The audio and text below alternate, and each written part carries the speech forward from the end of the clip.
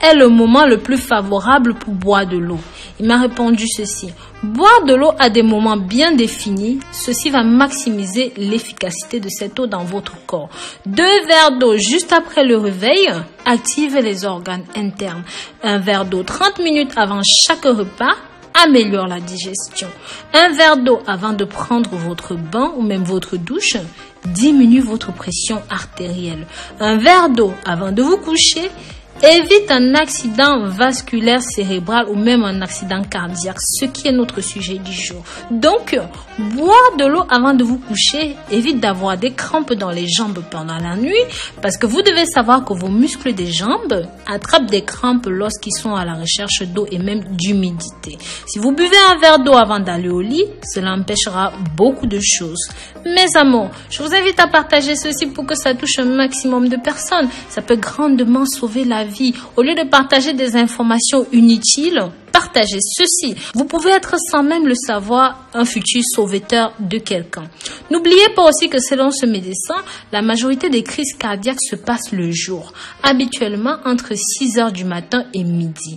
Avoir une crise cardiaque la nuit, au moment où le cœur doit fonctionner à son rythme le plus calme, signifie que quelque chose d'inhabituel s'est passé.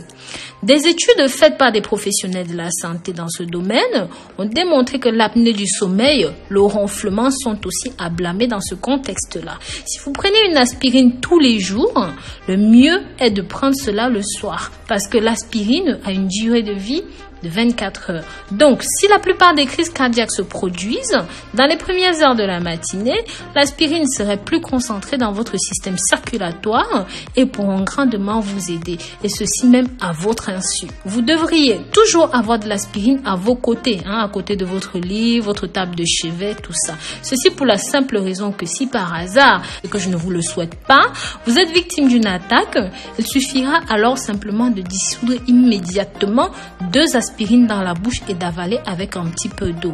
Il y a d'autres symptômes d'attaque cardiaque, en plus de la douleur à la poitrine, dans le bras. Vous devez aussi prendre en compte des douleurs intenses à la mâchoire droite ou dans le cou, ainsi que des nausées et parfois beaucoup de transpiration. Mais sachez que ces symptômes peuvent aussi arriver fréquemment et parfois pas tous les mêmes et même pas tous en même temps. Mes amours, je vous recommande de regarder cette vidéo jusqu'au bout. Ici, je vais vous présenter tous les symptômes qui devraient vous alerter. La plupart des gens, environ 60% des personnes qui ont eu une crise cardiaque pendant le sommeil, ils ne se sont pas réveillés. Cependant, si cela se produit avec une douleur dans la poitrine, cela peut vous réveiller et même si vous dormiez dans un sommeil profond, cela peut arriver. N'hésitez donc pas à appeler un voisin ou un membre de la famille qui est à proximité. Prévenez aussi les secours pour savoir quelle est la procédure à suivre. Ensuite, ayez le réflexe d'ouvrir la porte d'entrée de votre maison et de vous asseoir sur une chaise près de la porte d'entrée pour respirer le maximum d'air frais. Puis, attendez qu'ils viennent à votre aide. Mais s'il vous plaît, ne vous allongez pas, ça pourrait causer votre perte, d'accord? Partagez ceci, mes amours. Partagez pour que ça touche un maximum de personnes. C'est simplement susceptible de sauver des vies. Maintenant, je vais vous donner quelques conseils pour diminuer les risques d'attaque. Vous pouvez réduire vos risques de subir une crise cardiaque ou même encore une attaque cérébrale en étant actif, en faisant de l'exercice tous les jours. Par exemple, une promenade de 30 minutes quotidiennes peuvent aider à diminuer les risques. D'autres mesures que vous pouvez prendre pour réduire les risques sont de surveiller votre alimentation.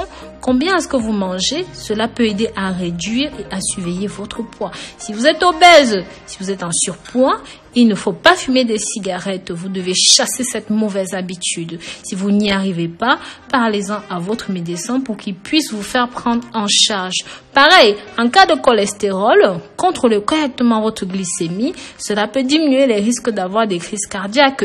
Sachez aussi que certains médicaments pour le diabète peuvent travailler mieux que d'autres pour réduire les risques de crise cardiaque et soyez très alerte aux médicaments que vous prenez. Donc voilà, j'espère ici que j'ai pu vous apporter quelque chose. Mes amours, n'hésitez pas dans les commentaires à partager vos expériences. S'il vous plaît, dites-moi d'où vous venez, votre nom et n'hésitez pas à partager vos expériences de crise cardiaque avec nous.